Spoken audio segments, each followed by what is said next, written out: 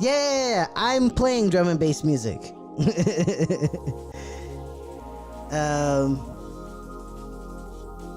It's very possible that like it's too loud as well. Like if you can't hear me over the drum and bass, that's probably why that's happening. I'm sorry, you know. But yeah, we're gonna see how this works. One more time. Damn, I'm gonna have to delete this. Like, I have like so many live streams I need to delete because they're just not what I was trying to get to. Selected. Thank you. Jesus Christ. Wow. All right. Look, I'm only 6 minutes late this time, you guys, as opposed to not showing up or being an hour late. So props to me. I wasn't even late. I was actually here early. I was fixing all this shit. You know what I'm saying? Yeah. Oh, no. You're good, man. I've been drum and bassing it up this whole fucking time. Gotta do that, you know? All right, so you guys let me know, those of you who are going to be on the stream or on the, in the YouTube chat and all that good shit. But anyways, hi guys. Long time no see. Long time no see, huh? It's been kind of crazy. You know what I'm saying? It's been a little weird, a little wonky. Yeah. I'm sorry. I'm gonna turn that down so that, like, hopefully you guys can hear me. Yeah. What's up? This is my book club, y'all. For those of you who are new to the book club, this is every every Saturday, sometimes, most of, kind of, sort of, you know, it's a semi-regular book club. When I'm not going through some crazy shit, you know, or dealing with something, or just simply needing a break, I pop up on here Saturday at 3 o'clock, and I read to y'all. We've been chewing down over, like, the past, like, 3-4 months, this book right here. And I say 3-4 months because, like, I had a lot of travel. I have, like, a day job and shit, you know what I'm saying? So, like, that gobbles up a lot of my time. But over the couple months, we've been chewing on Vulture Capitalism by Grace Blakeley, right? We wrapped up chapter 7 week before last, or Saturday before last. And we are getting ready to dive into chapter 8. Let me make sure I'm at the right side.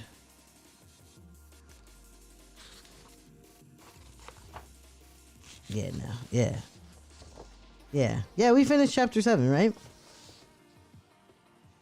Where am I missing that?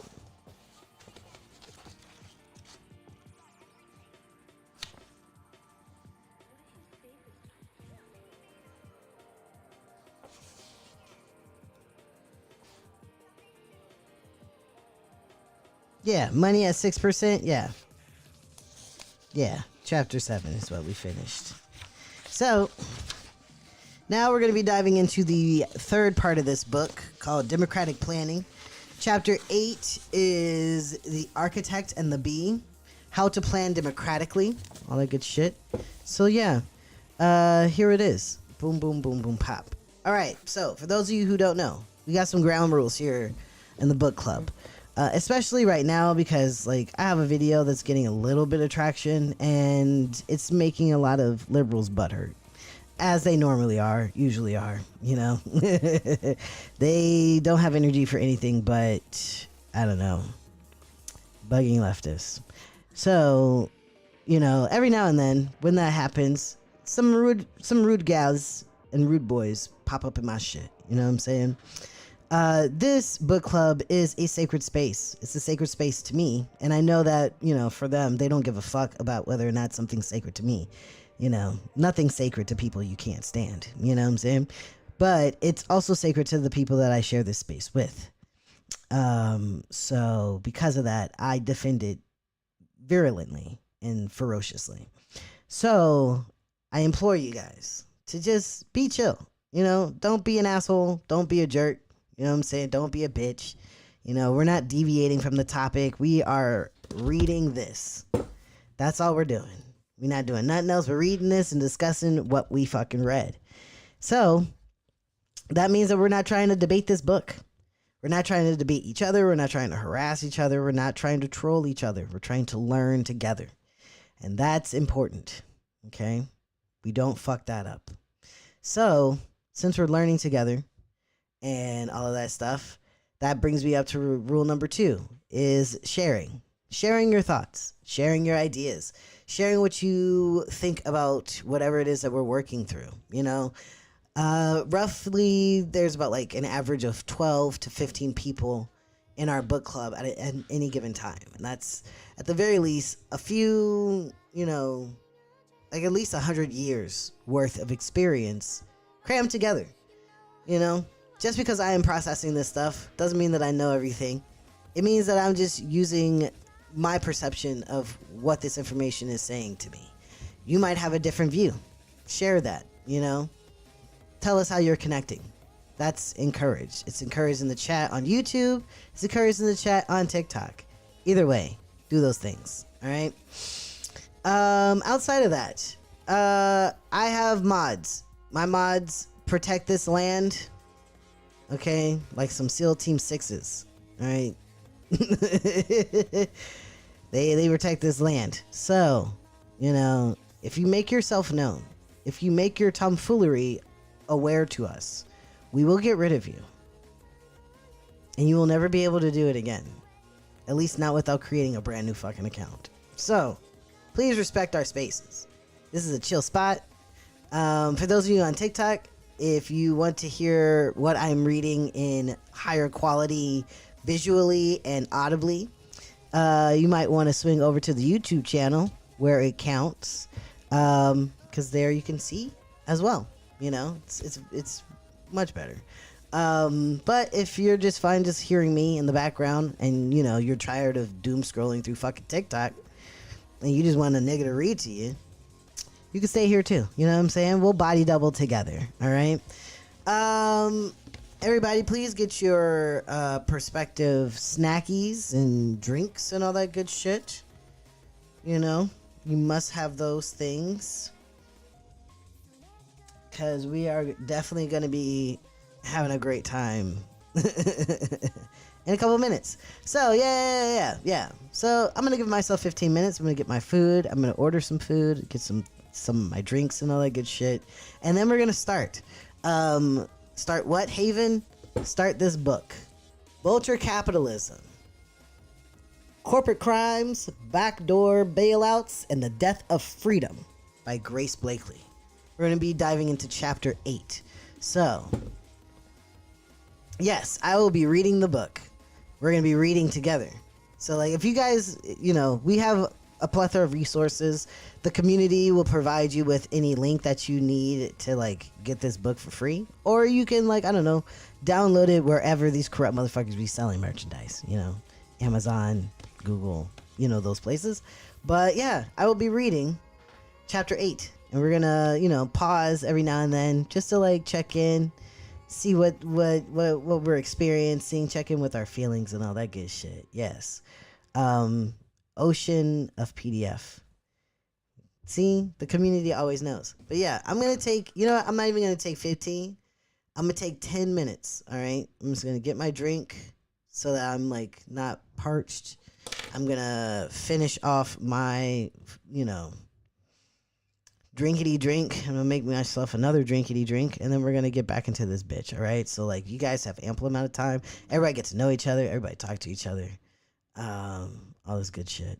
And yeah, we'll hop into this in, like, I don't know, 10 minutes. Savvy? Cool.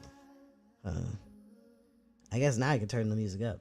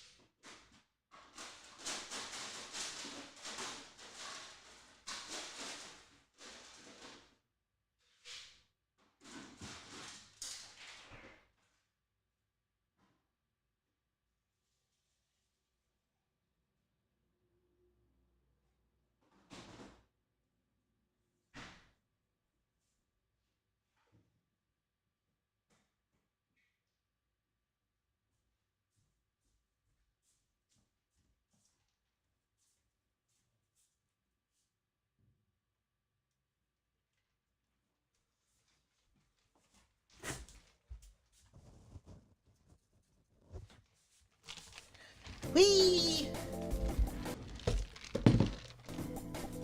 Alrighty. Sorry, guys. I know. My bad. The kid is doing things, you know. I'm trying to do the right things. Oh my god, that's loud. Yeah, I'm gonna bring myself down a little bit. That's my bad, y'all. I feel like the streaming is really good so far. Moss, what's up, yo? Hey guys. I fuck with the fact that we all like miss each other and shit. I fucks with that heavy.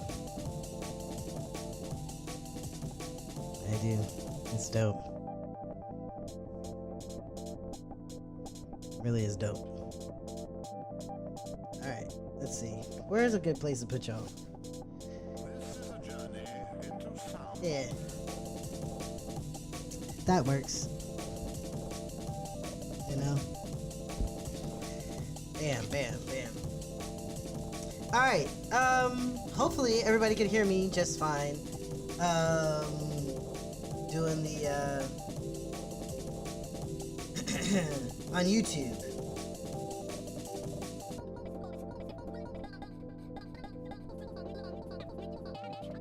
Yeah, hopefully everybody can hear me well on YouTube. All that good shit. Woo! Alright, so made some good ass mashed potatoes. Man, hell yeah, I want some mashed potatoes. That's fucking crazy. The kid's starving, you know? Fuck. What is this? Damn. Alright, guys. Are we ready, kids? Aye, Captain. I can't hear you. Aye, Captain. Oh. Who lives in a pineapple? Say. Oh yeah. I can't like look at. I gotta like. Yeah. One of the two. All right. We're gonna do this here. Really, I'm just gonna look at whoever's engaging with me. So since everybody is on TikTok, then here we are. You know, here we are. All right. So Let's dive into this shit, shall we? Oof. All right. That's just better.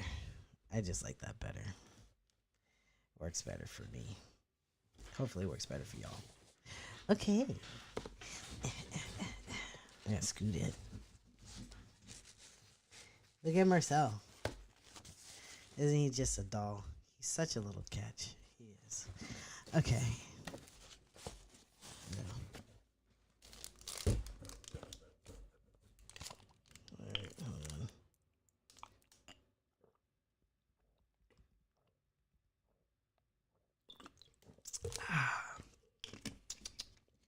That's good shit. What up, yo? Here we go. Vulture Capitalism. Chapter 8. The Architect and the Bee. How to Plan Democratically. Oh, hold on, there we go. In January 1976, workers at the Lucas Aerospace Corporation produced one of the most radical documents in Britain's economic history. The alternative plan for Lucas Aerospace, known as the Lucas Plan, was a bold strategy to reorient the company away from the production of weapons toward the production of socially useful commodities. Management had spent the previous decade trying to rationalize the spiraling enterprise, introducing successive restructuring plans, all of which included mass layoffs. Of course. By the 1970s, the company was struggling to compete with the emerging aerospace giants in the US, Japan, and Europe. Some hoped for a last-minute nationalization, but the UK economy wasn't exactly in rude health either, and workers quickly realized that nationalization was not on the table. The message was clear. Lucas's fate would be decided by the market. The trade unionists from across the organization went to Tony Benn, one of the foremost democratic socialists on the British left, then the Secretary of State for Industry. He reaffirmed that nationalization was not in the cards, but gave the workers another suggestion. Why not come up with their own plan to save the firm? At first, the unionists wrote to academics, policymakers, and local officials seeking advice, but only 3 bothered to respond. So they went to the workers for ideas instead. The response was astounding. Lucas's workers came up with hundreds of ideas about how to transform the company into a viable and socially useful organization. More than 150 ideas for new products were brought together in the final document, which also contained detailed information about the human and technological resources the firm could draw on. Sorry, I just realized I was like... the firm could draw on. Market analysis and a step-by-step plan for transitioning to the new way of working. The ideas workers proposed were divided into 6 categories: medical equipment, transport vehicles, improved braking systems, energy conservation, oceanics, and telelectric robotic arms machines. Oh, okay. So Skynet. Cool. Some examples included expanding production of kidney dialysis machines, constructing wind turbines, researching solar cell technology, and developing hybrid power for cars. These were extraordinarily radical and foresighted ideas at a time when human-induced climate change was only first being discussed. Management was stunned, as were many ministers in the government. Workers from across the organization had banded together, overcoming the geographical, technical, and cultural barriers that divided them, to create a plan that would simultaneously save their jobs, transform Lucas Aerospace, and capture the imagination of working people all over the world. For this reason, the plan was rejected by the firm's senior managers, who could not wrap their heads around the idea that the workers they were used to controlling could demonstrate such ingenuity. The leaders at Lucas Aerospace preferred to see their organization die rather than hand it over to the workers. That's fucked up. That's why you can't trust fucking management, right? They're trying to save the company, and these motherfuckers would much rather be out of a job than give up some power. Wicked work.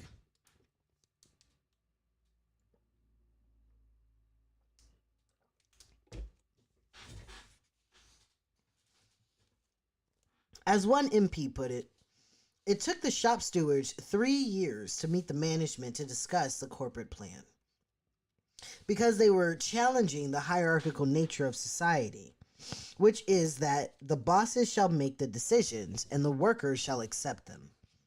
And woe betide workers who question those decisions and perhaps even produce better ones. Yeah. That is frustrating. Not to go on a tangent, but going on a tangent. I had a discussion with a Negro liberal, last Thanksgiving, right? And, there's two of them. And they're, this lesbian couple. One does something for work, but the other one works at like a nonprofit, with regards to like medical facilitation. And, I'm telling them about how I'm planning on trying to become an expat, leaving this country and all this good shit. And we get into this discussion about them wanting to stay and fight the good fight and all this other bullshit. And I'm like, well, you guys are full of shit because you're not really preparing yourselves for the world that you're going to be facing. And you're waiting for other people to build the infrastructure that you're going to need. So it's just like, what do you so this spurs up this debate. And I had to sit down and tell her, I was like, look, you think I'm attacking you. You think I'm being an asshole, but I'm not. Like, I'm really just showing you, like, you're not even imagining better for yourselves. Like, how much your board of directors at your nonprofit makes. It's a shit ton of money. It's way more than you make, isn't it? She's like, yes, it is way more. It's like, obviously. But isn't it wild that they get to make the decisions for everything that happens, not only to you as a worker, but to the patients that you care about, despite the fact that they have no real direct experience in it? They don't know what the fuck they're talking about, right? And she's like, what do you mean? I'm like, every single thing that could be fixed on the ground, right? Yes, and I'm pretty sure everyone else working on the labor level knows exactly what needs to be fixed. They know where the holes are in the ship. And yet, your board of directors will probably fight you tooth and nail to fix those things. It's not like they're just like, oh, fuck yeah. They're not listening to you guys for a lot of things. And that's fucked up.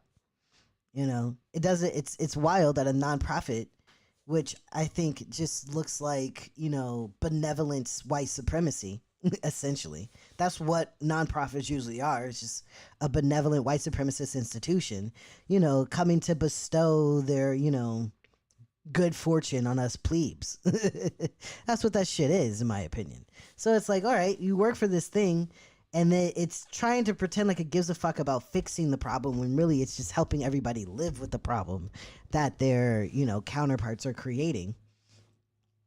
And then on top of that shit, they refuse to even listen to you about how to help the people that they believe that they want to pretend to fucking help.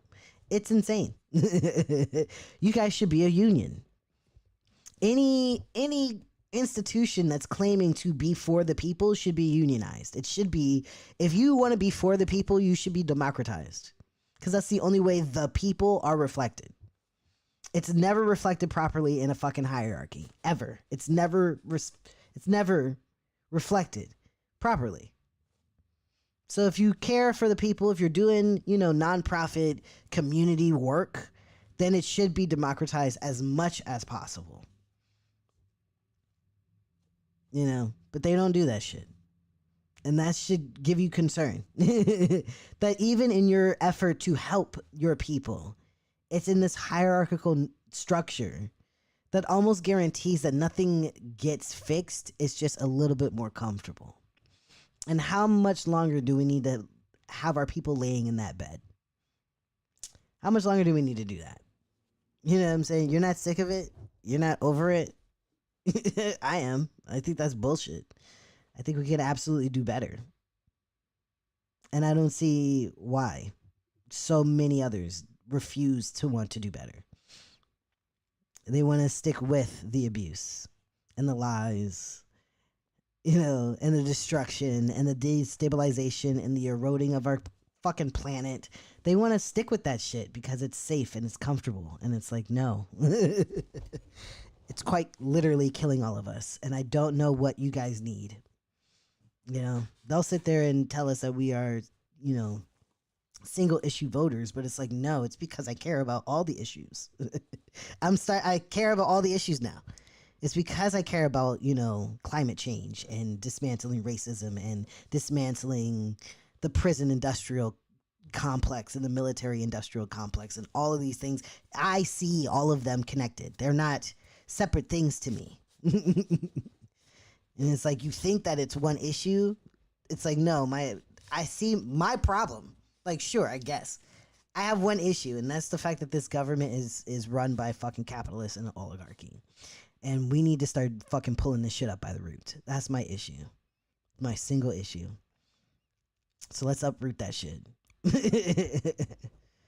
And, let's uproot that shit. The motherfuckers are everywhere. They have sunk their teeth into literally everything. And we are about to be poisoned by their bullshit. While they go and set up shop to make a shit ton of money in the other emerging market. They're preparing to abandon us in this bullshit. Quickly becoming a third world fucking country. And they're trying to siphon as much of the marrow and the bones of this fucking land that they possibly can. Before they fucking dip out. That's what they're planning on doing. Why are we letting them? Why would we even entertain motherfuckers that line their pockets? It's insane to me. It's insane to me. It's actually ruined my hope in the American people. I believe in humanity. I just don't believe in the American people. Sorry to go on a soapbox, but yeah, I'm losing faith in my fellow citizens. I really am. I don't think we got it in us. I don't think America has it in it. We like the aesthetics of things. All of us like the aesthetics of things, but not doing the thing. We all want to be a writer, but we don't write. We all want to be a rapper, but we don't rap. We all want the aesthetics and not the stuff. What matters. And that's scary. Oh, damn. Sorry. That was such a tangent. I digress. Anyways. Back to the book. My bad. The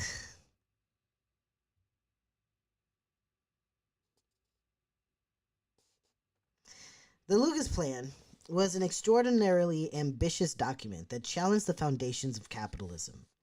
In place of an institution designed to generate profits via the domination of labor by capital, the workers at Lucas Aerospace had developed an entirely new model for the firm, one based on the democratic production of socially useful commodities.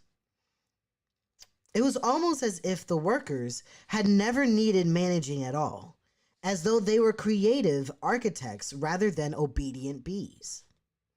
In fact, a trade union leader at Lucas, Mike Cooley, later wrote a book entitled Architect or Bee: The Human Price of Technology. Cooley was an Irish engineer at Lucas and one of the architects of the Lucas Plan. He was such an effective union leader that Lucas fired him in 1981 for spreading too much time on union business. But as we will see later in this chapter, Cooley continued his work on socially useful production with the Greater London Enterprise Board. He is remembered as a pioneer of the human-centered design movement. In 2018, in the foreword of in the foreword to Cooley's book, Delinquent Genius, The Strange Affair of Man and His Technology, Irish President Michael D. Higgins referred to him as, quote, the most intelligent Irishman, the most immorally engaged scientist and technologist Ireland has sent abroad. Cooley had a view of ordinary people that was diametrically opposed to that of thinkers like the Hayek and Keynes. I'm starting to like this Cooley guy, because fucking same. In fact, he believed he had never met an ordinary person in his life. Everyone he knew, all the people with whom he worked, had extraordinary skills, abilities, and talents, as the Lucas Plan showed. For Cooley, the great crime of capitalism is that, quote, those talents are never used or developed or encouraged. Cooley's democratic socialism fit with the spirit of the times of the 1970s. The new social movements, which had emerged from the protest movements in 1968, were challenging traditional hierarchies in the Labor Party, the labor movement, and society more generally. Rank-and-file workers were disappointed with what little progress had been made on wages, working conditions, and the broader political demands made by the unions after decades of successive labor governments. Both groups were increasingly disillusioned with the top-down bureaucratic approach to nationalization that had become characteristic of the post-war consensus. Many of the New Left saw worker democracy as a way to bridge the gap between the protest movements of 1968 and the institutional strength of the labor movement. Meanwhile, many of the old left saw the plan as a way to reinvigorate the tired post-war consensus. The peace movement saw it as an example of how to destroy the military-industrial complex without alienating workers. Foresighted environmentalists saw it as a model for transitioning to a green economy without any job losses. And everyone from Marxists to anarchists saw it as a fantastic example of how to build worker power and socialize production without the support of a capitalist state. Even more liberal-minded commentators conceded that the workers at Lucas Aerospace had achieved something quite remarkable. In this time of turbulence, the actions of the workers at Lucas Aerospace were like a lightning rod for radicals everywhere. While the British political class played up the threats to order and stability posed by the weed-smoking hippies and striking workers with Soviet sympathies, the British left coalesced around the Lucas Plan as a very real and practical example of what could be achieved when working people drew on their collective skills, solidarity, and creativity. Then came 1979. In her first term, Margaret Thatcher radically restructured the UK economy. She waged a war on the UK's unions, while also privatizing whole swaths of the public sector and releasing financial capital from the chains imposed by post-world consensus. The shift in government undermined the labor movement in general, and the Lucas Plan specifically. It felt like we were I felt the light and the sun of the Lucas Plan, reading about it and reading about Cooley and shit. It's like, yes. And then it's like a cloud just fucking dick punched me. Pow! Margaret Thatcher's on the fucking floor, bitch.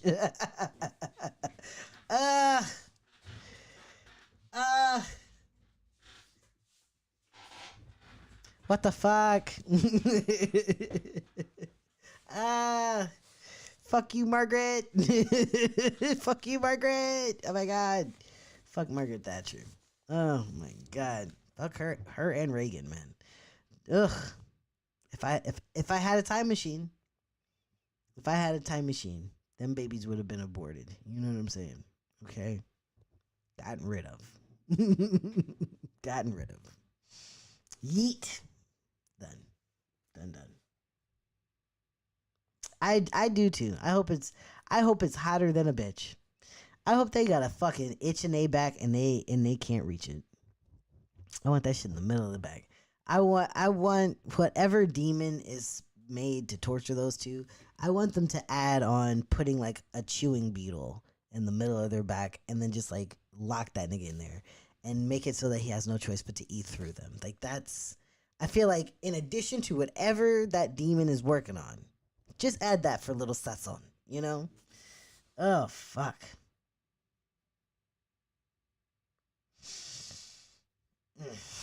Yuckies.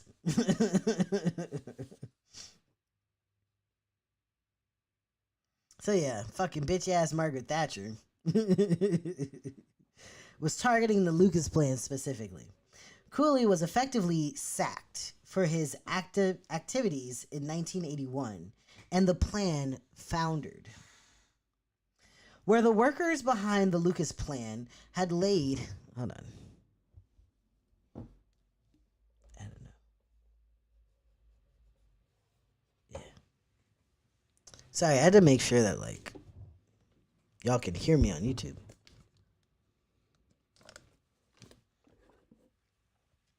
All right. Where the workers behind the Lucas plan had laid the foundations for the development of an economy that respected the dignity, creativity, and autonomy of workers, Thatcher used her control over the state to ruthlessly reassert the power of capital over labor. Cloaking her project in the language of freedom and autonomy, she crushed one of the most innovative and ingenious examples of democratic production the world had ever seen. The success of the neoliberal movement ensured that, quote, individualized consumerism rather than collective services and a democratized state and economy became the main legacy of working class struggles during the 20th century. In 1996, after successive rounds of reorganization and restructuring, Lucas merged with an American company to form Lucas Variety plc, which immediately announced cost-cutting measures that led to 3,000 job losses. 3 years later, the merger was reversed when Lucas Variety was purchased by the U.S. company TRW, which carved up and stripped the company in the shareholder value revolution of the 1990s. Around the turn of the century, Lucas Aerospace was acquired by TRW Aeronautical Systems, and 2 years later it was sold to the U.S. manufacturing company Goodrich Corporation. In 2012, Goodrich was acquired by United Technologies for $16.5 billion, which merged Goodrich with the existing subsidiary to form UTC Aerospace Systems. God damn, this feels like reading the chart. You remember that chart that Alice wrote to show how everybody is fucking everybody in West Hollywood? That, ugh. Reading through that felt icky. That felt disgusting. It was just like a little fish getting eaten by a bigger fish and a bigger fish and a bigger fish. Jesus Christ. That shit is wild. Okay, continuing on. A few years later, United Technologies, the parent company of UTC Aerospace, had something of a shock when a plane for which it had provided many components nosedived out of the sky. Hold up. Man. It is like one of those Russian nesting dolls. Like, bruh. Fuck. Monopolies. Oh my god. United supplied Boeing with avionics, cabin components, and mechanical systems for the 737 MAX. Yay, full circle, you guys. We started this book talking about the 737 MAXes and how Boeing went out of its way to just cut as much as they possibly could, ignore all fucking engineers saying that this shit cannot be done. And, just allowed, for thousands of people to get murdered on one of their little death birds, She really did write this well. This has been such a roller coaster. The fact that we've been on and off it so much, but we still remember a lot of what we've gone over in it is spectacular. I really do appreciate that shit. Okay. Here we go on this one.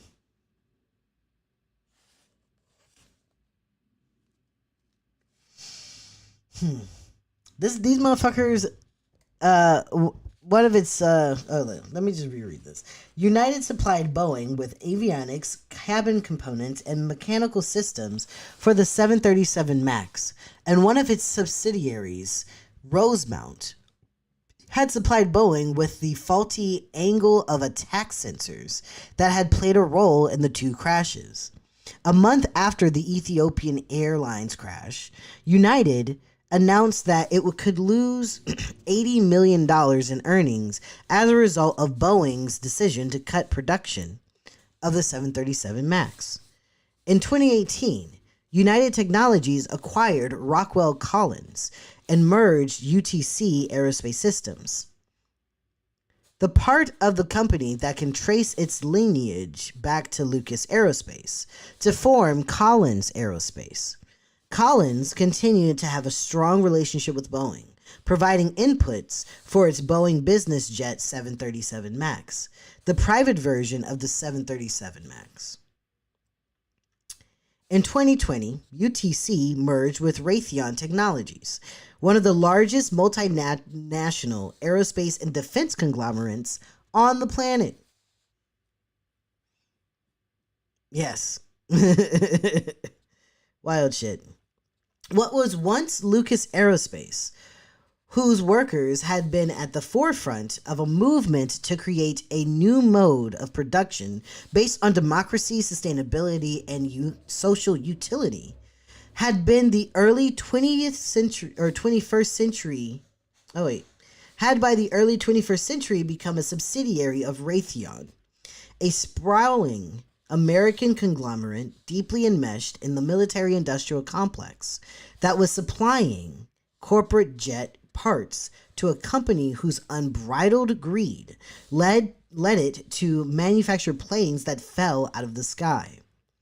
There is no better illustration of the two paths we face as a planet during the 1970s: total domination by capital or sustainable socialized democratic production. Bars. The economy that produced the 737 MAX disasters is no less centrally planned than that which produced the Lucas plan. The main differences is that 50 years ago, workers had an input into the planning process, which is now dominated by corporate executives, bureaucrats, politicians, and financiers. The choice we face in the 1970s was one between democratic, socially useful production and the extraction of profit at any cost. It was the choice between a society in which workers organize themselves to produce kidney dialysis machines for a public healthcare system, or one in which bosses direct workers to produce jets for a company that in a just society would have been found guilty of corporate manslaughter, because they absolutely did murder all those people. And we're still dealing with their fucking bullshit. That's why we have panels falling off and doors falling off of fucking Boeing planes and shit. Shit is ridiculous. While the Lucas plan may have failed, it provided inspiration for workers all over the world for the next few decades.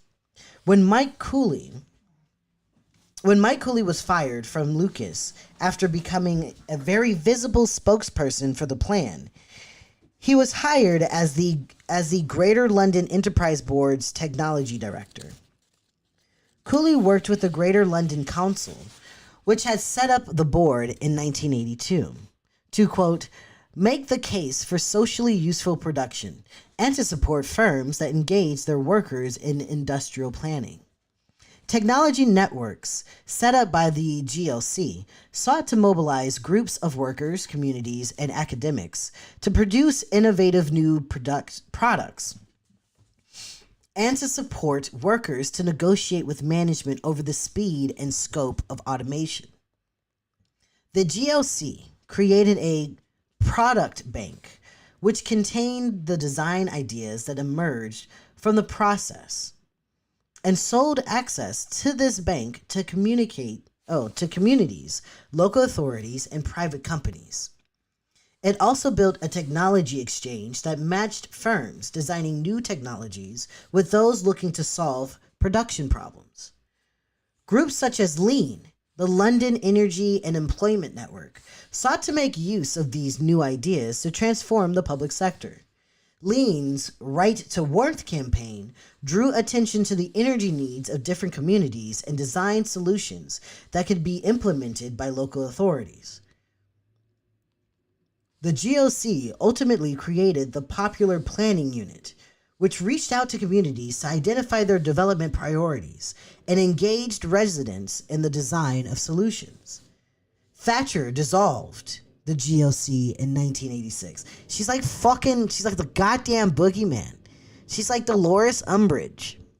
She's like the worst fucking human being walking around. Like, god damn, you goddamn crib keeper. Fuck. So yeah, this amazing thing that was really helping to address people's material needs and conditions was dissolved by Margaret the wench Thatcher. So she dissolved the GLC in 1986, in part because its radical approach to democratic planning contravened the principles of neoliberalism. But the spirit of Lucas would not die without a fight. In 1984, workers in Barrow were informed that the Vickers shipyard would be used to build the new Vanguard-class submarines carrying Trident nuclear missiles.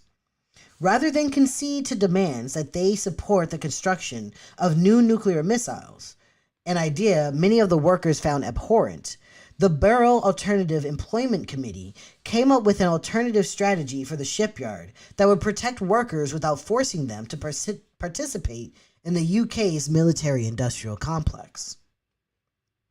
Like the Lucas plan, the report the workers produced was ignored and the Trident program went ahead instead, running 72% over budget. By 1989, the region in which the shipyard was located still had the highest unemployment rate in England. Ultimately, the arms manufacturer BAE Systems took over, cutting nearly 2,000 jobs. Once again, the choice between democratic production for social purpose and centralized production for corporate profits proved a stark one. BAE has been the subject of several corruption scandals, including the Al Yamaha arms deal between the UK and Saudi Arabia, which was marked by astonishing levels of corruption. The company continues to supply weapons to the authoritarian Islamist regime in Saudi Arabia to this day, weapons that are being used to commit war crimes in Yemen. I feel like y'all are like mad close to me. Push y'all back a little bit.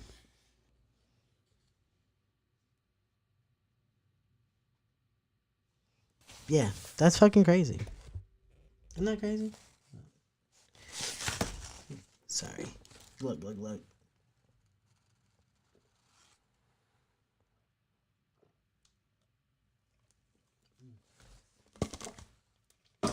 Beautiful.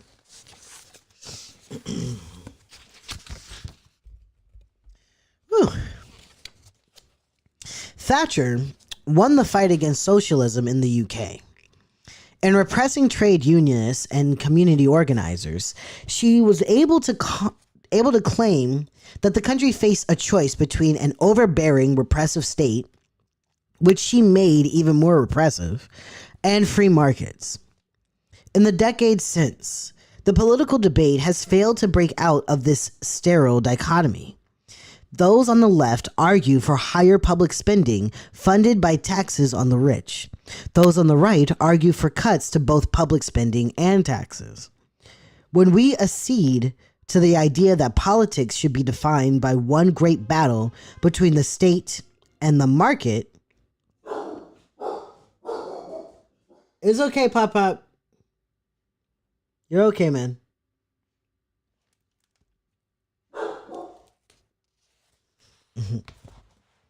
Somebody almost hit this kid.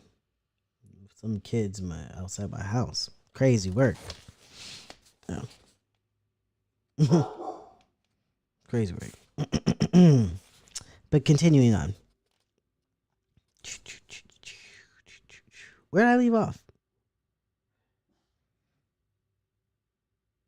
Oh yeah. Thatcher being a cunt. Okay. Yeah, she won the fight. Yeah, so in the decades since, political debate has failed to break out of this sterile dichotomy. Those on the left argue for higher public spending funded by taxes on the rich. Those on the right argue for tax cuts to both public spending and taxes. When we accede to the idea that politics should be defined by one great battle between the state and the market, we play into the hands of the right. Markets often seem unfair and ruthless, but they're also an abstract concept. No one has ever had a face-to-face encounter with the market. But nearly everyone has had a face-to-face encounter with a representative of the state, and generally not a positive one. Whether a police officer, a tax official, or an unfriendly bureaucrat, most of the encounters people have with the state institutions are fundamentally alienating and unpleasant. In fact, with levels of trust in social institutions vary considerably across time and space, one constant is that people tend to trust corporations more than they do governments.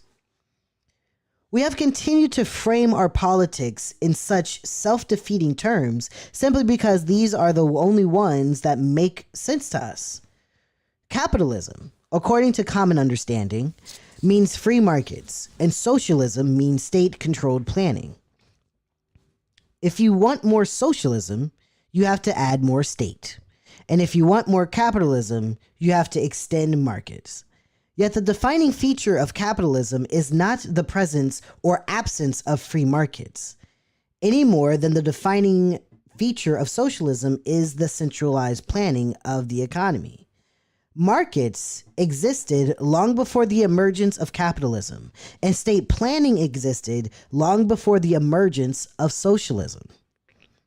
Aside from the fact that it's wrong and it doesn't work, there's an even more fundamental reason to avoid pitching leftist politics as one of state versus market. It's disempowering.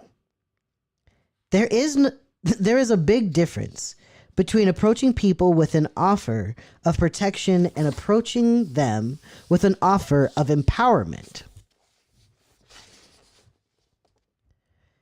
The former encourages people to alienate their sense of political agency to a group of unaccountable representatives and bureaucrats who, at best, pay attention to their needs only once every 4 years.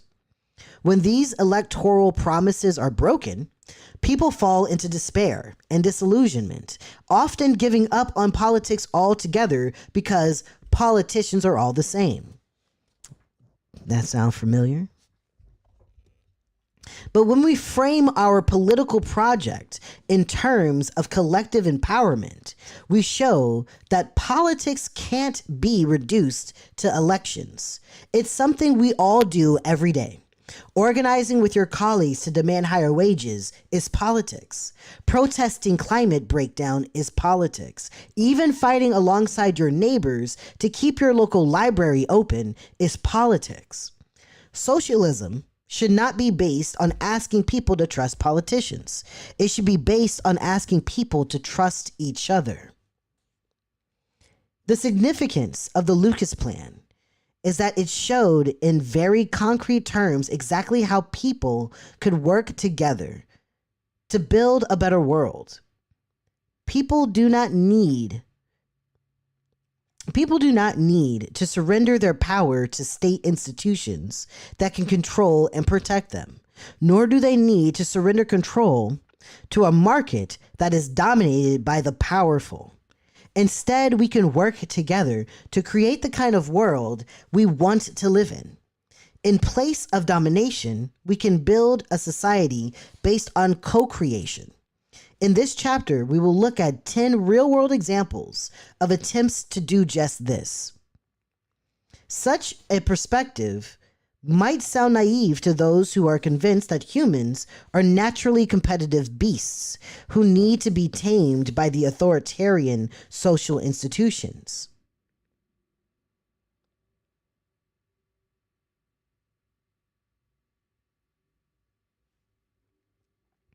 Liberal philosophy, stretching all the way back to Hobbes, has been grounded on the premise that without an all-powerful sovereign to control the competitive instincts, people would tear each other apart. There's just one problem with this argument. It's demonstrably untrue. Lord of the Lies. Oh, wait, hold on. That's a whole new section. All right. This doesn't seem like it's going to take that long. Yeah, he's got a couple pages on this one. So I'm going to read this section, then we're going to take like a 10-minute break. Lord of the Lies. In 1857, R.M. Ballantyne, the prolific Scottish author, published The Coral Island, A Tale of the Pacific Ocean, which became an instant bestseller and has not been out of print since. The book depicts the adventures of Ralph Rover, who at 15 is shipwrecked on a coral reef on a remote desert island with two of his close friends.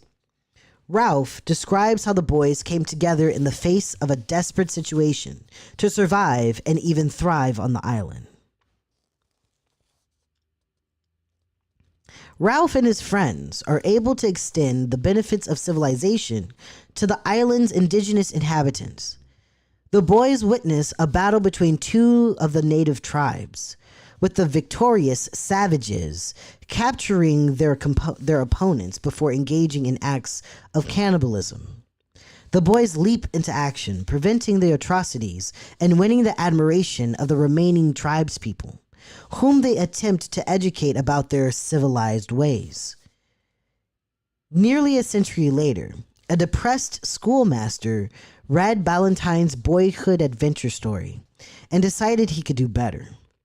Having spent a great deal of time around young British boys, he believed he could capture how they would really behave when stranded on a desert island.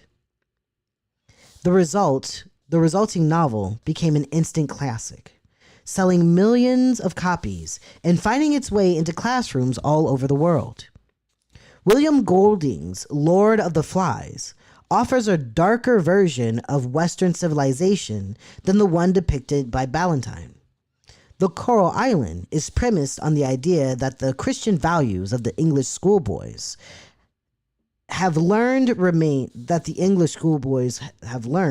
remain a permanent feature of their characters, no matter where they are in the world. But Golding's novel suggests that were you to scratch the surface of this cultivated exterior, you would find a darker side to human nature. Golding was an authoritarian, and his journals reveal a very dark side to his own nature. As a young man, he reports attempting to rape a young girl, and as a schoolmaster, he set up a fight between boys in his care to see what would happen. He had a challenging relationship with alcohol and was prone to frequent bouts of intense binge drinking. Lord of the Flies charts the descent of an apparently decent group of boys into barbarism, while Ballantyne's story sees the savage elements of human nature as confined to the uncivilized peoples of the earth. Golding seems to argue that once you strip away Western civilization, we are all savages at our core. I feel like this perfectly describes the two wings of political power in this country, at the very least, but I would venture to guess globally, right? That idea that, like, you know, if you just scratch the surface, everyone's a fucking savage. That's very conservative thinking. You know, that's very conservative thinking. Which is what we're experiencing. But, like, Ballantyne's book is no better. This idea that, you know, it really does become an argument for the imperialism of Christianity at that point. You know, it's very white man's burden. The Coral Island is. It's very white man's burden. But that's also how liberals think. That's, you know, I feel like these two descriptions of these two books also perfectly describes the mindset of conservatives and liberals. And neither of those mindsets are healthy. Neither of them are healthy. Neither of them are helpful. You know what I'm saying? Like, they're all damaging. So it's like, why not just stop thinking that way? You know what I'm saying? Like, I know that sounds super simple, and I know it's not that simple, but, like, both of these paths fuck everybody up, and they fuck up our perception of each other. You know what I'm saying? They fuck up our perception of each other. They fuck up how we perceive the world. Why? Why even do it? You know? All right, I digress. Here we go. Lord of the Flies charts the descent of an apparently decent group of boys into barbarism, while Ballantyne's story sees the savage... Oh, I did this already. Sorry. My bad. Yes. Capitalism steals our ability to imagine anything beyond the familiar binaries. Absolutely. That's exactly what it is. It robs us of imagination. That's why all these motherfuckers, that's really what it is. Like, they can't even fathom that it could be better. Because I think that for anti-capitalists, we know we can do better. And it's probably because we've experienced something that showed us that we can. Like, for me, I am not like this because I'm naive. You know, I'm actually very skeptical of people. I'm very skeptical of groups of people. I don't really be trusting most niggas. You know what I'm saying? I am not a very trusting person. But I have experienced times where I needed a community. And it manifested for me almost immediately. It's almost as if we are constantly trying to provide community for each other. And all of this bullshit is just getting in our way. That's what it feels like. You know, there have been a lot of times where I needed help. And that help might not look clean, you know. When I needed a place to live and I didn't have one, you know, that help looked like squatting. And that was fine because I needed it. We are constantly trying to provide community to each other. And everything else is getting in the fucking way. All the goddamn time, you know.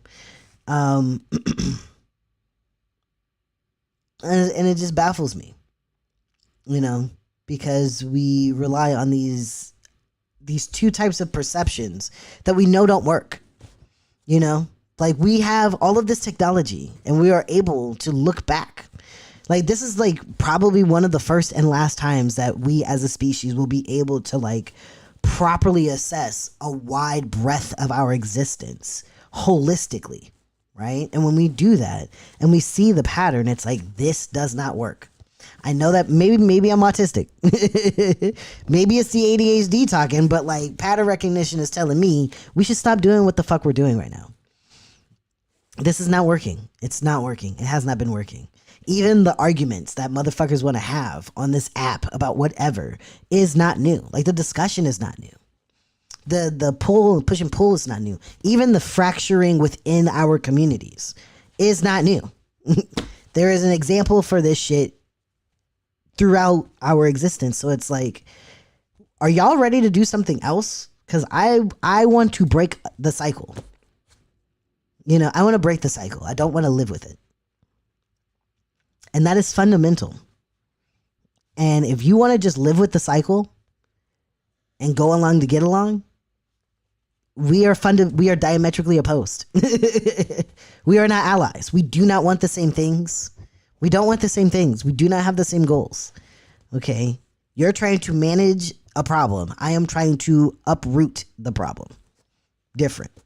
You know what I'm saying? Very different. You know, that's like if I got weeds in my front yard, you know, just cutting the top of the weeds, sure.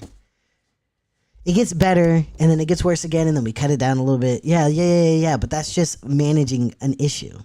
I'm trying to put Roundup on that bitch and get that shit up out of here. You know, it's different. It's not the same. It's not the same. It's not the same.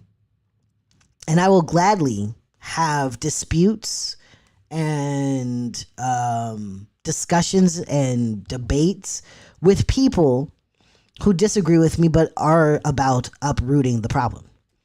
That is my line. If you're not about uprooting the problem, I have nothing to say to you. Nothing. But go fuck yourself, you know? That's it. I ain't got nothing more.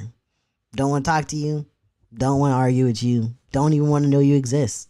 I wish you nothing but safety and prosperity in the times ahead. And I truly hope that you are not in my way when I need to survive. That's all. That's all I got. I ain't got nothing else. You know, I'd much rather be talking to people I care about. I'd much rather talk to people that are in alignment on that. We need to uproot this problem. Much rather. And not all of the motherfuckers are leftists, mind you. Just not to get on like a tirade, but not all of those motherfuckers are leftists. A lot of people who want to uproot the problem are libertarians. You know, and it's just like I got to deal with, here we go. Violation warning for harassment and bullying. Not harassing anybody, but whatever. You know, I don't really care for libertarians and shit. They are very stressful and annoying people. They troll harder than pretty much anybody. But they troll with decorum. They troll with respect. They troll with honor. I can at least give them that. You know, liberals a lot of time don't troll with honor. It's very cowardly. It's another reason why I don't like talking to them. It's very, very cowardly. Not straightforward. I like straight shooters. You know what I'm saying? A lot of libertarians are straight shooters, and I appreciate that shit. At the very least, game recognized game. You know, it's like still fuck you, but you're not going to also get offended that I told you to go fuck yourself. You know, it's like, I know it's fuck me too. We know we don't like each other on a lot of shit. It is what it is. Fuck it, you know? And we can keep pushing. And for some reason, people who want to manage the problem are so addicted to decorum that you can't tell them to go fuck themselves because then they get offended. And it's like, you don't want to be my ally? No, I don't. No. And you can't make me. I don't care how you feel about it. You can't make me work with you. You're not going to. So I guess you just better build up them camps. You know you're going to do it anyway. You know you're going to help with the fucking camps when they start popping up. You're going to be the secretary that's, you know, rubber stamping everybody's, you know, induction into those camps. Like, let's just fucking skip the pretense. You know what I'm saying? Let's skip the foreplay. Stop licking my balls. And let's just get in. Let's just get out to it. You know what I'm saying? Oh my God. Sorry. I digress. I digress, you guys.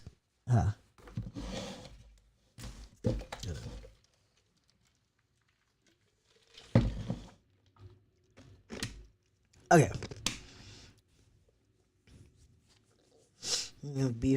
libertarian who showed up with a food store. Yeah, rather have beef with the yeah. Real shit. You know, and you know what's funny? And this is the last thing before I dive back into this. One of the reasons why I promote trying to work, because like libertarians are not safe. You know, they are also very dangerous. But at the very least, that is like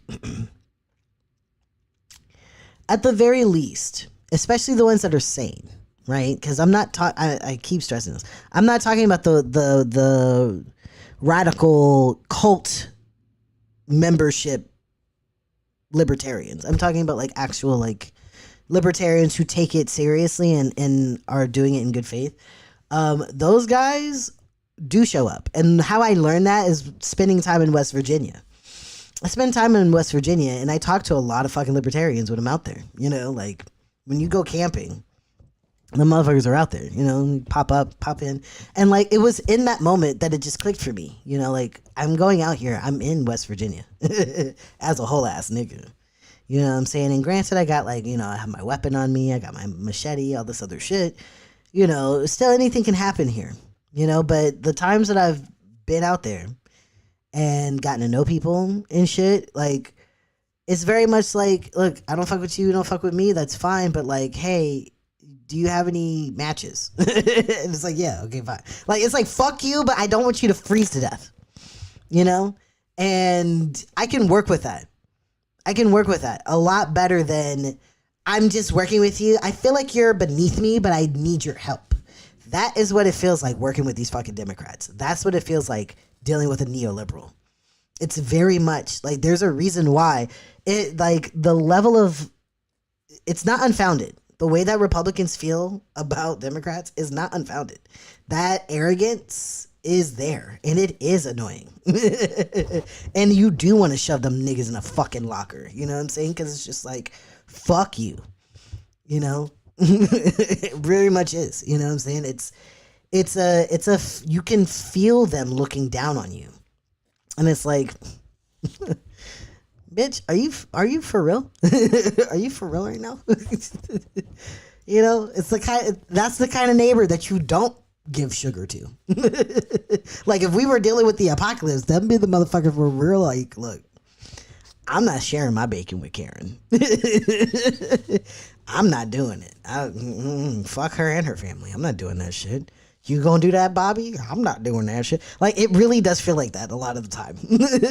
We're just like, they are just that one family where you're just like, if we starve them out, like, I know we got beef, but if we starve them out, then we can finally address the issue that we got with each other, you know? Like, it feels like they're in the way of us. You know, because, like, yes, libertarians are also dangerous. They also have, like, a weird fucking crazy attachment to capitalism. But, you know, much like their conservative counterparts, you know, a lot of them just need to be dispelled from the idea of capitalism. They are not capitalists. They don't own capital. They are going to get dicked down with the rest of us. And 9 times out of 10, every single time that happens, like, a fairy demon, like a libertarian demon dies and a socialist angel resurrects. You know what I'm saying? Like every single time. I learned that in West Virginia too. There have been a lot of people that I've talked to, like, you know, coming into my own, you know, like Pan-African anarchist realization. My connection to like anarchist theory and all of that came from a lot of Midwesterners who were ex-libertarians, you know, and they'd been doing it for, you know, these are old people. So, they're like in their 50s and 60s and shit. But like, you know, I like talking to my elders about things because they know shit, you know, they've experienced things and sometimes they have a visceral connection to a lot of things that have happened in the past. So it's nice to talk to them. You know, it's a barometer for things. But anyways, I digress. Like talking to them, and shit, it's like, yeah, you know, the 1970s happened and I woke up and I was like, what the fuck am I doing? You know, like, you know, oh, the factory left my town and they kept abandoning us. Walmart rolled in. Like a lot of them are the first victims of capitalism. And they're also the first victims of the state. And I think oftentimes, like, one of the ways that at the very least, we could turn West Virginia into a anti-capitalist paradise. I feel like enough of them understand, like, look, yes, the state is fucking you as well. State's fucking you. Corporations are fucking you. You know, they keep saying they're gonna bring these. They're trying to hurry up and bring factories back so that you can go back to having black lung. And the one program that you had to beg, scrape, and claw your masters to give you, they're going to try to cut. Fuck these people. Fuck these people. You've been surviving without them this entire time. Scraping by. Robbing Peter to pay Paul, and then turning around and helping Peter fucking move out his house. You know what I'm saying? Like, there's a level of communal survival that happens in poor areas like in West Virginia that is the bedrock of what I feel like leftists are talking about. It's community. It's communal, you know, and that is the rubric, you know. And if you do not believe that you can do this as a community, like, it's to circle back to this idea of having empowerment. Like, we should be feeling empowered. And I feel like that's where most of the fear comes from, which is why it's so frustrating dealing with these goddamn cocky motherfuckers, you know, because it's like, I know you're scared. I know you're terrified. You feel like, you know, this is the thing that's going to save you. I'm telling you it's not. And it's like, you know, my empathy is what allows me to continue to talk directly to these motherfuckers. Because it's like, at the end of the day, I am hyper aware of the fact that most of us are going to be struggling. Most of us, whether we are Bayhive or K-Hive or whatever, a MAGA supporter, you know, voted for Donald Trump for what, whether we're the motherfucker who wants Donald Trump to be king of this land, or the fucking anarchist that just wants to start a commune, we are all about to get fucked. That is fact. If ain't nothing else true, all of us are about to be screwed, right?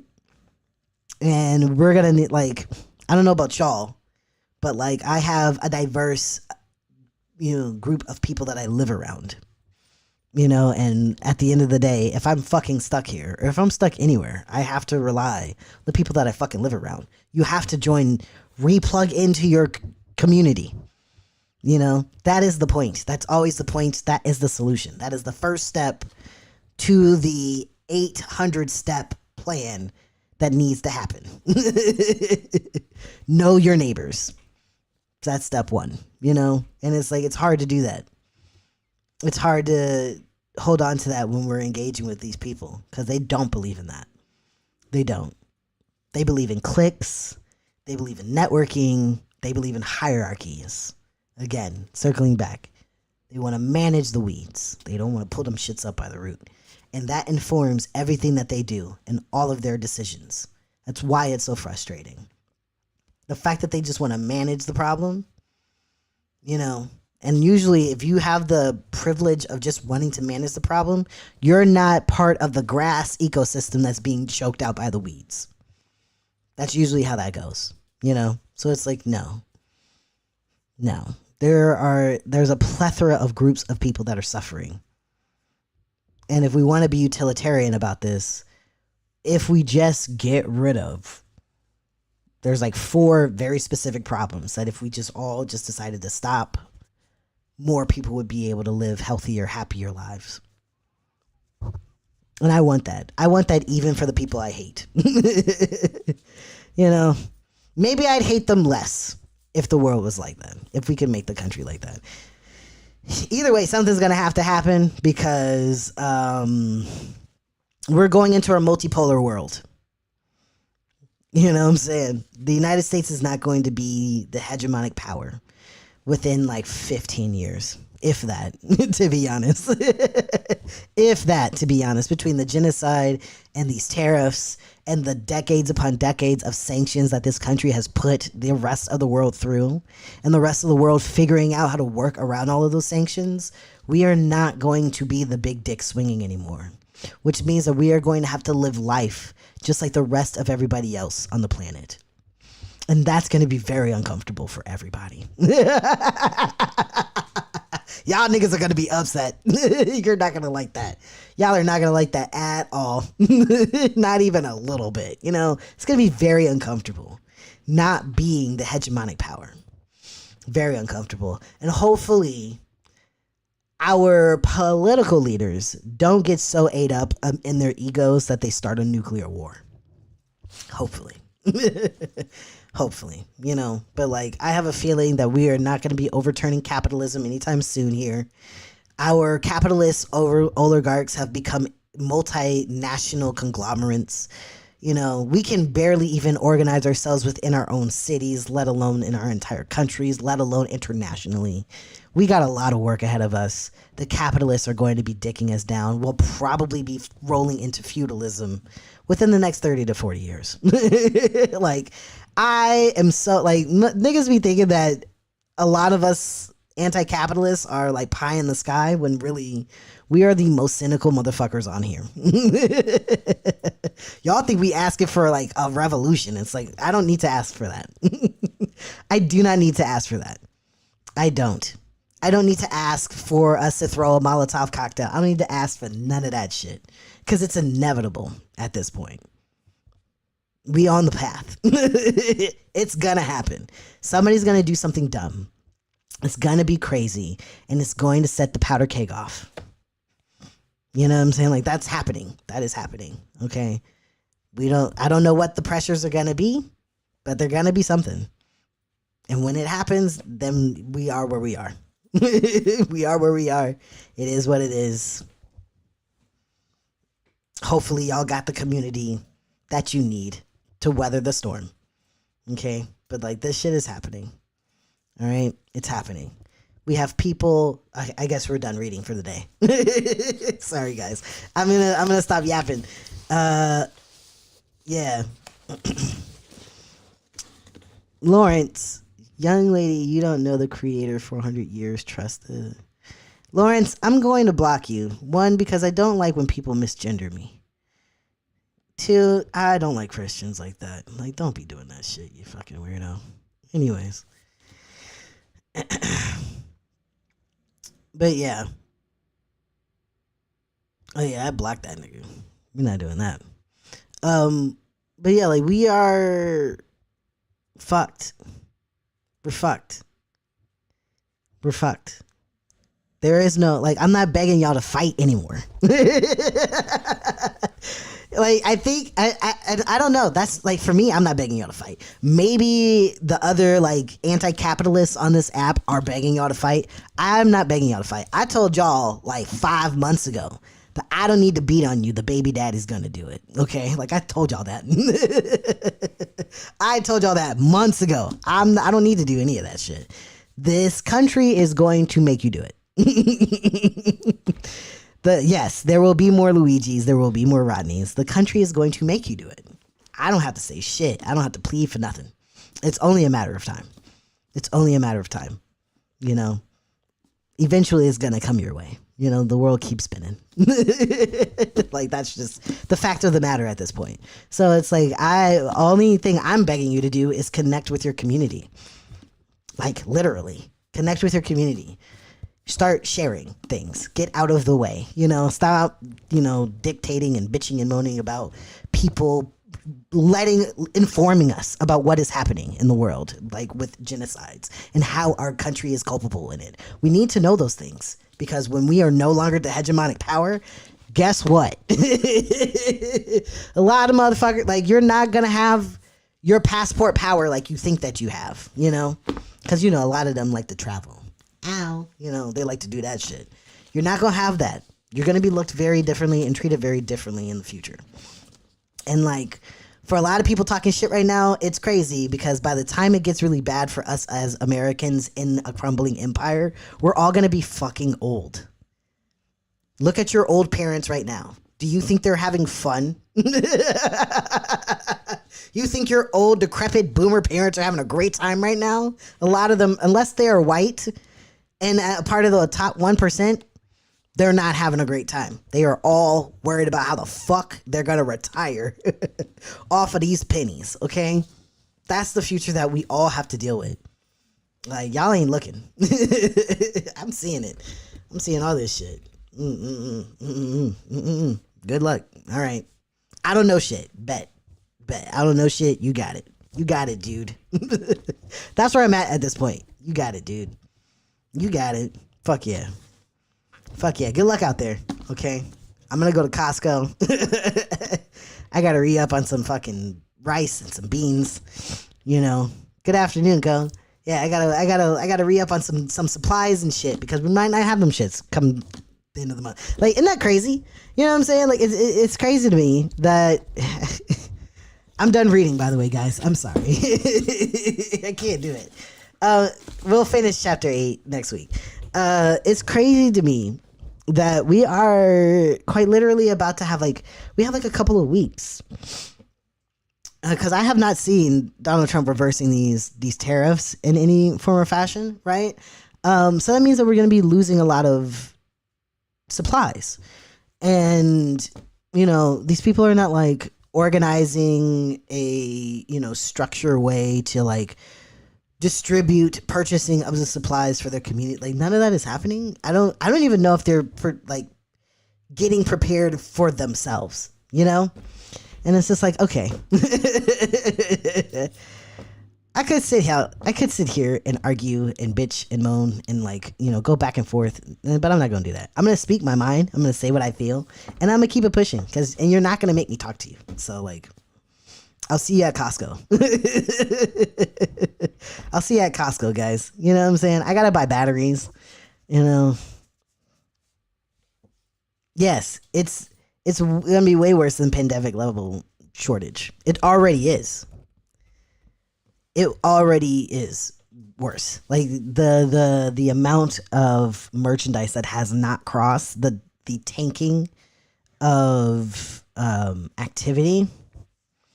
You know, we have a couple of weeks left. Like the last little bit of shit came through the end of April. You know, I don't think anybody's going to really feel anything until, you know, like maybe like next week, rolling into next week, maybe week after next. Oh, it's already showing.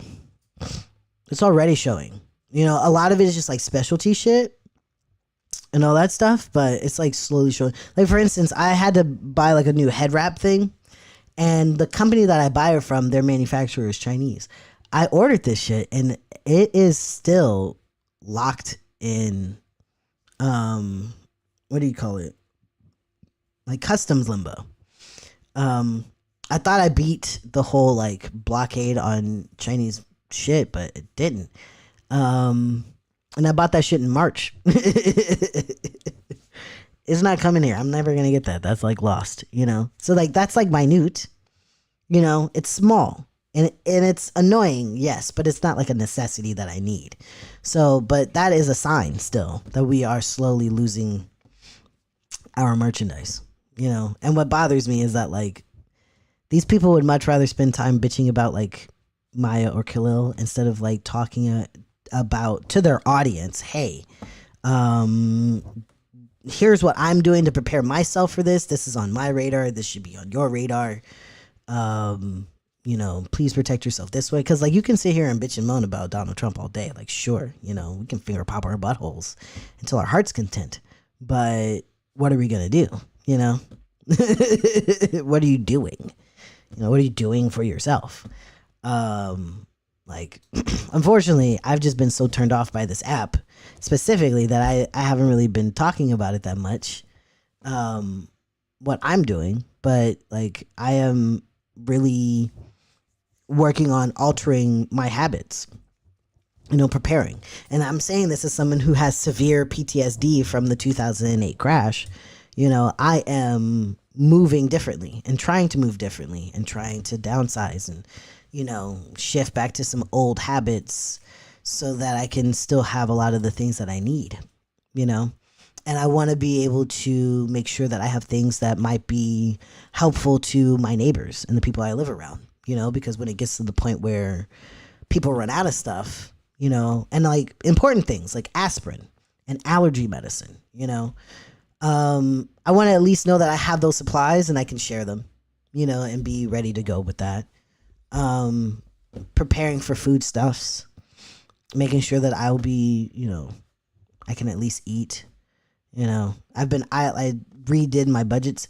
I would love to do seeds. I really would, but I can't grow anything. That's not my talent. That's not my skill. I'm not good at that shit.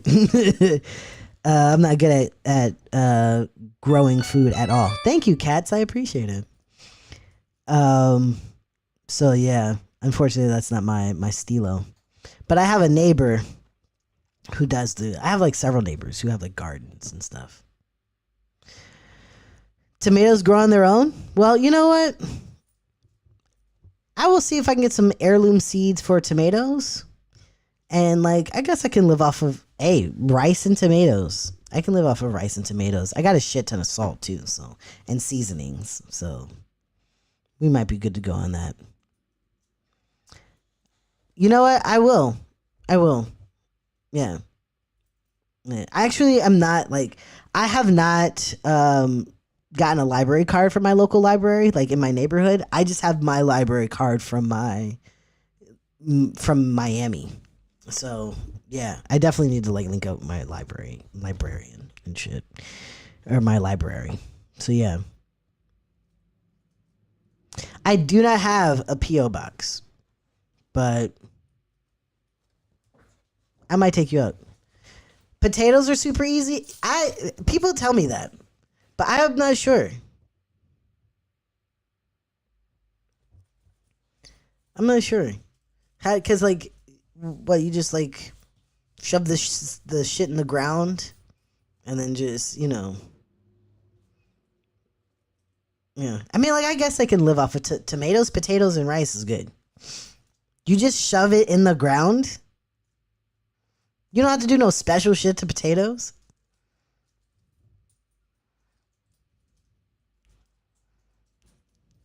All right. Well, then we'll see. I'll see how I can do that.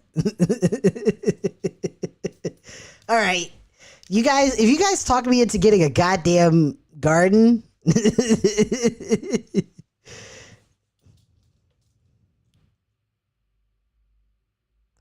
If you really, well, I don't know.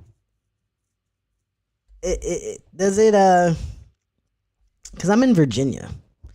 I guess tomatoes can grow out here. You know, potatoes can definitely grow out here. That's for sure. So yeah, damn. Are y'all turning me into an Irishman? Fuck. Yo, you guys. If you guys talk me into having a potato and tomato garden, potato garden, that's wild. Virginia is a good growth zone. Nice. Okay. All right, bet. All your potato plants. Okay.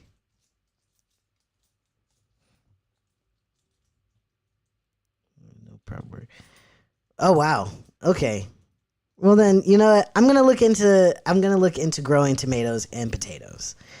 Because I think those are like two versatile little vegetables, a vegetable and fruit that we can do. Yeah. After speaking my Irish accent, I don't have. Oh fuck, that was terrible. Oh man, I'm so sorry.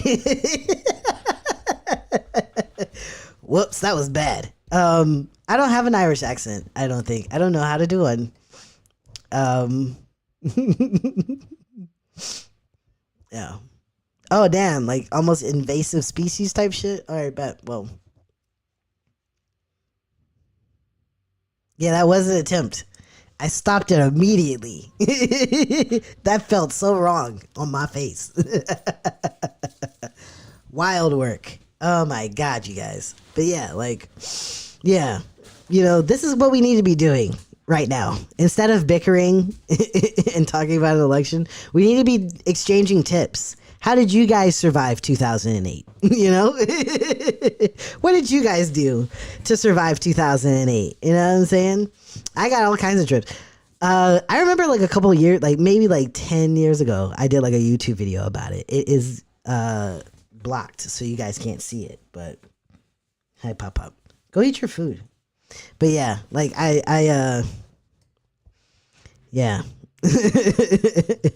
I was sharing tips on how I survived. Oh my God. Hey, Papa. Oh my God. Hi, baby boy. Okay. Yes.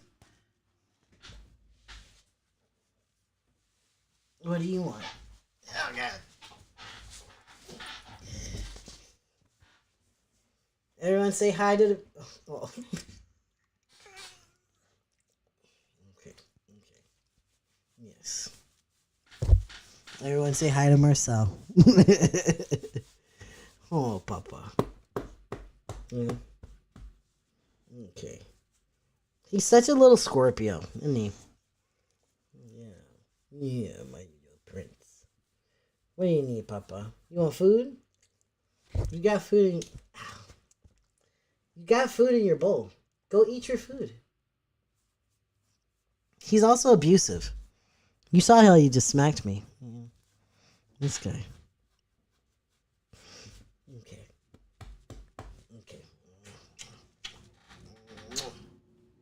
Get down. I love you.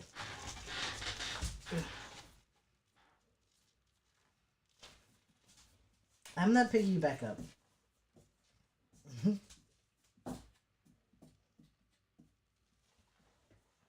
He is.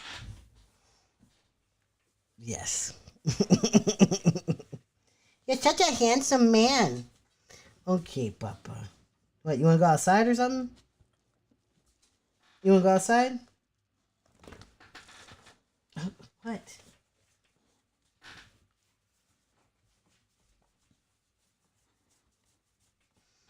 Anyways.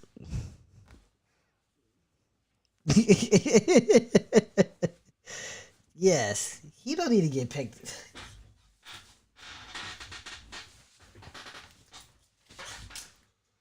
This is goddamn ridiculous.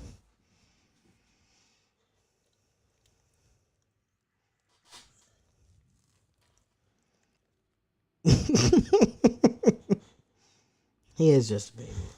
He acts like this just with me. Just with me. When he's at daycare, he's a full-blooded goon. Look at his ass doing shit. Stop it. Thank you. Doing shit he ain't got no business. Alright, guys. You done? You wanna go for a walk? Huh? Yeah, I can feel your tail wagging. You wanna go for a walk, Papa? Yeah. Okay. Let's go do that. Go on. Go on. Jeez. Single dad who works in shops. Who loves his pups and never stops. Oh my God, you guys. Okay, great. Yeah. So we're gonna go ahead and I know I got like 2 more paragraphs left in this thing. But yeah, we're gonna go ahead.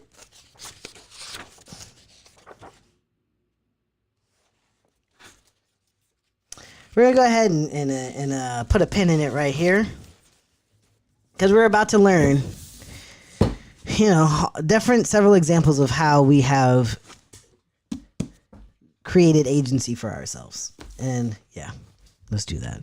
But yeah, before I leave, there were some tricks that I used to learn how to do that I got from 2008. I got to dust off those tricks. So if ever you guys need advice, pop over to the Patreon. The Patreon is patreon.com where it counts pod, right? Ask the questions. It is free. It should, and everybody should be able to talk in the group chat that we have on Patreon and shit. So like, yes, I want that space to be I know I have a hard time like popping into it and all that other stuff, especially when I'm like busy with work and all this shit, but I'm trying to be better about it. I'm trying to be more consistent with the book club. So if you guys have any questions about things, how to navigate something, how to figure out a bill, how to figure out, budgeting, any of those things. Like, I also want us to have like a space where we can share those tips and trades in the upcoming future, because I feel like we're all going to need those. We're all going to need those. And I feel like a lot of us have some ideas on how to work around some things, you know? Yeah. I'm an old too. So if y'all, want to know how to fucking, work through dealing with bill collectors, I got you. If you want to learn, the best way, the most efficient way to shop for your food, I got you. You know what I'm saying? You guys have helped me out. I'm really genuinely thinking about growing tomatoes and potatoes now. Fuck. I wasn't on my bingo card, but that'll be like my fall project. Once a lot of things kind of die down, that'll be my fall project. We'll do that, and see how that goes. So we'll see how that fucking goes. But yeah, with that being said, I'm gonna head out. I'm gonna walk my puppy and shit. I want you guys to not spend so much time arguing with people on this app. Okay? That's the only thing I ask of you this weekend. You don't even have to do it forever. Just do it until Monday. Okay? If you find yourself fixing to get ready to argue with one of these dumb motherfuckers, and it don't even have to be the dumb motherfuckers I'm talking about. It could be whatever dumb motherfucker is forcing you to be aware of their existence. Don't do it. Okay? You can leave. You do not, especially online, you don't even have to answer them. If it means getting off of this app, even better. Okay? Find people who fuck with you. Find people you fuck with and people who fuck with you, and y'all just talk to each other. Vent. Exchange ideas. Exchange tips. Exchange news and information. You know what I'm saying? We need to start practicing that shit. We need to start practicing that. And I am dedicated to doing that. Fuck this, okay? Whenever these motherfuckers pop up, I'm blocking and unfollowing and all that shit. I do not need the distractions. I need to be focusing on learning how to share my skills and learning how to be receptive of others who want to share their skills. That's what I'm trying to do. That's what we need to be doing. That's where I'm at. So I hope that you guys engage in that type of activity and that type of carrying on this weekend. And yeah, be good to yourselves, be good to others, and all that good shit, Okay, love you. Bye, YouTube.